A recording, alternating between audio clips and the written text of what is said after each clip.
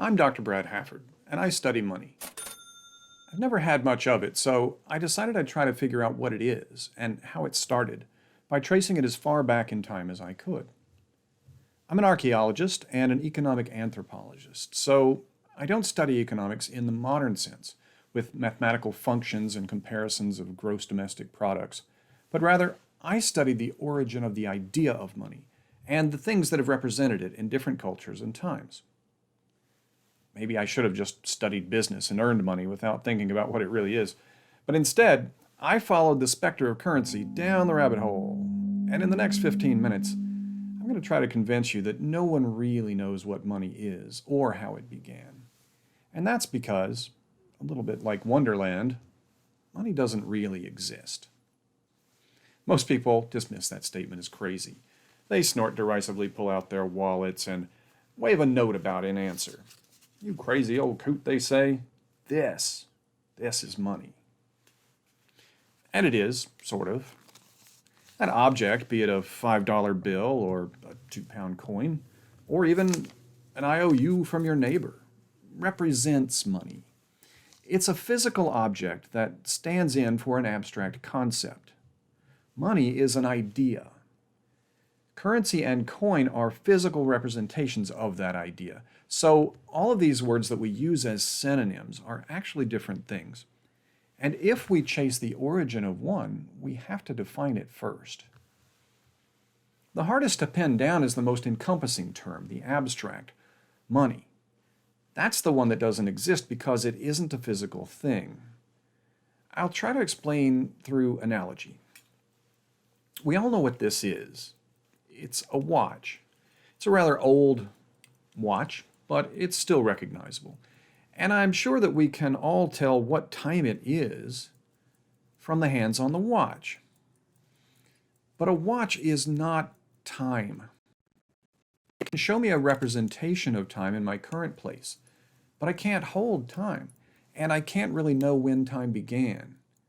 I can only tell you what time it is right here at this place now. And that's a construct. Humans have put numbers on time so that we don't miss our meetings. More importantly, as you watch this video, it is no longer the time shown on this watch, because time is relative, and so is money. This note represents value. It represents value at this particular point in time and space. It's authorized for use in the United States, but its value is not the same for you watching the video as it is for me right now as I film it. It will still represent $5, but $5, an abstract unit of account, will buy less in the future due to inflation than it does in the present. It will also mean something different to each person who holds it. It will buy different amounts of different things, and it will continue to do that through countless transactions over its use life. This is one of the many things that makes it so interesting, and the reason I title my favorite course to teach "The Meaning of Money" rather than "The History of Money." I think we can easily see that value fluctuates depending on circumstance. I might value something more than you at a particular moment in time, given my situation, and that may reverse depending on a later situation. For example, if I'm dehydrated and you have just had a drink, I'll value water much more than you will at that moment, and I would spend a great deal of money to get it. On a larger scale, the stock market fluctuates a great deal every day, based sometimes on whims, reports of something that may or may not happen. So value is an idea. It's a need or it's a desire. Ideas exist in our heads only. They are distinctly human and variable. Money is an attempt to quantize value, just as the division of time into minutes and hours is an expression of time. Money is a product of human interaction, a kind of language of value. We use it to express an amount of want or need so that we can agree on an exchange.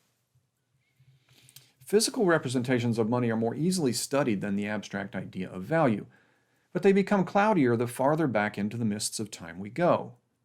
Most history books, even those specifically claiming to be histories of money, will say that money was invented in Lydia, that's an early kingdom in Turkey, in the 7th century BCE. Most these days would also admit that it was invented about the same time in China. But these histories are not really talking about the origin of money. They're talking about the invention of coinage, and they don't usually bother to define it. The earliest precious metal coins known were found in a cache at Ephesus in Turkey. There's some debate on their exact date, but somewhere around 610 BCE is generally accepted these days. They were lumps of electrum, which is a natural alloy of gold and silver, that had been struck with a punch into a die bearing an engraved image of a lion's head. This action transferred the image onto the metal and left a deep punch mark on the opposite side.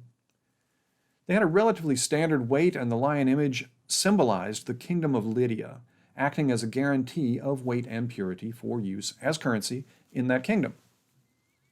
In China around the same time, miniature tools, spades and knives, were circulating apparently as tokens of value. They were cast in molds and made of non-precious metal, mainly copper. The earliest may be from the 9th century BCE, but those had no inscriptions.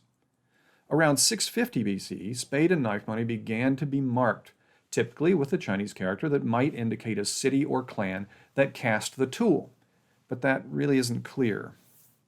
By 350 BCE, they became more recognizable as coins, since at that point they bore marks that clearly do refer to value and authority. And that's what a coin is, something intended to circulate as currency that bears a mark of the authorizing entity. The mark is a guarantee of the acceptability of the object, whatever shape it takes and whatever material it's made of. In order to trust my currency, I must know that others will accept it in trade. The authorizing mark gives me that faith. So money, the abstract, is closely linked with trust or faith as well as value. In a basic economic class, every student learns the three functions of money: store of value, unit of account, and method of payment. So again, my students would often argue that those functions define money, and even if it is an abstract, we do know what it is. But these functions are not what money is, but rather what it does. And as a store of value and method of payment, we're mostly talking about physical currency, something we can stash away or pass from hand to hand. Whereas with a unit of account, we're talking about recorded numbers, abstract money. My point is that these are functions of money, not money itself. In its purest form, money is trust, and though we might talk about what trust is, we can't hold it, and we don't expect to pull it out of our wallets and wave it about and say, this is trust. Ironically, as we move more towards digital currencies, even our method of payment is becoming less physical. Coinage now is often just a string of ones and zeros that we can't even see. It is only authentication in the abstract, and we have to trust the blockchain that protects it from fraud, theft, or counterfeit. Electronic coin, payment with a debit card or Bitcoin, flows like a current in an economic river. All currency is meant to circulate as a representative of value and allow for exchange between people. But it doesn't require authorizing marks to do this. The earliest currencies circulated in relatively small groups where social checks and balances controlled fraud well enough to ensure that the currency remained sufficiently consistent to function. Later currencies circulated in larger groups where the balance was difficult to maintain and authorizing marks became necessary. So coinage is currency, but currency is not always coin. Physical currencies without authorizing marks existed long before coinage, and such occurrences make up the bulk of my research. I study money before money existed, at least according to most textbooks. Not only was there unmarked spade money back to the 9th century BCE in China, but cowrie shells as circulating markers of value go much farther back in this region and in others. And there are countless examples of other things that have served as currency in many cultures through many eras. There's often been debate about whether such currencies are really money.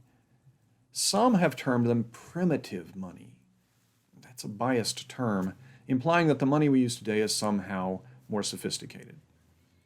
The use of the term is meant to state that it is early, but currency circulating without authorization marks has occurred even in the modern world.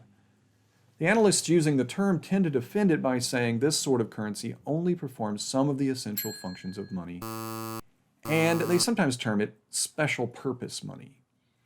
Yet some of these currencies have clearly performed all of the functions of money, and in my opinion at least, money as an abstract concept linked to value and exchange is as old as human interaction itself.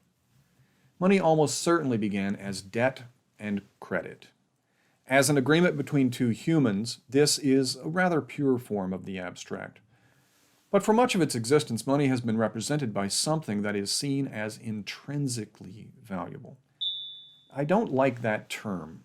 I understand its usage, and it's somewhat valid, but nothing really has intrinsic value, because value doesn't exist except in the mind of humans, so it can't be an internal quality of anything. It is true that most people value gold, but that's because we have come to see gold as a representative of value, as what Marx called the super commodity. It's all very circular. Gold is valuable because we say it is, and value is gold because we say it is. I often pose the following conundrum in my class. If a brick of gold falls in the woods and there's no one there to value it, does it have any value? Well, of course, this is a mixed-up usage of the tree and sound question, but it can make you think. Students tend to react immediately. Of course it has value. Gold is value. But that's no more true than the tree and sound issue. If a tree falls, it will generate a pressure wave in the atmosphere that, if someone were there, would be perceived as sound. There is a sound wave, but is it our perception of sound, our ability to describe it, that makes it sound? My students typically argue that the gold has potential value, just as there is potential energy in a coiled spring. Well, it's not a bad argument, but if there were no people, but somehow there was still a coiled spring, the potential energy would be there. But value is a human creation, and so, if there were no people, but there was a brick of gold, there would be no value in it. We value gold because it is shiny and malleable and resistant to corrosion. It's rare and it's a good conductor of electricity. These things are of little or no concern to anything else in our universe. So if money exists, it only exists in our heads. I may not have convinced you, but I hope I've at least made an interesting argument. I'm Dr. Brad Hafford. Join me again for another probably befuddling money lecture.